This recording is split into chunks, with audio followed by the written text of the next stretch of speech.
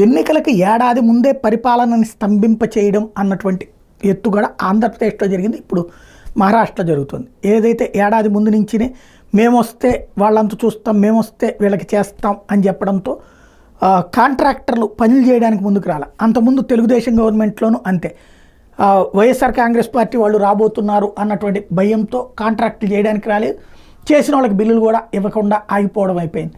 Same ఇప్పుడు అది face చేశారు. మహారాష్ట్రలో ఆదిత్య థాకరే, ఎవరైతే ఉద్ధవ్ థాకరే కొడుకు, తాజాగా హెచ్చరిక జారీ చేశాడు. మొన్న జరిగిన ఎన్నికల రిజల్ట్ చూశారు, మేమే లీడ్లో ఉన్నాం, రేపొద్దున మళ్ళీ మేము అధికారంలోకి రాబోతున్నాం, ఖచ్చితంగా ఇప్పుడు మహారాష్ట్రలో ఉన్నటువంటి షిండే ప్రభుత్వం ఏవేవైతే కాంట్రాక్టులు ఇస్తుందో ఆ కాంట్రాక్టులు తీసుకున్న వాళ్ళు గుర్తుపెట్టుకోండి, మేము రాగానే మీ కాంట్రాక్టులు రద్దు చేస్తాం, డబ్బులు ఇయ్యం, పైగా మీ మీద దర్యాప్తు చేయిస్తాం అంటూ కొత్త రకమైన హెచ్చరికలు జారీ చేసి ఓ రకంగా బెదిరింపులకు పాల్పడుతున్నారు.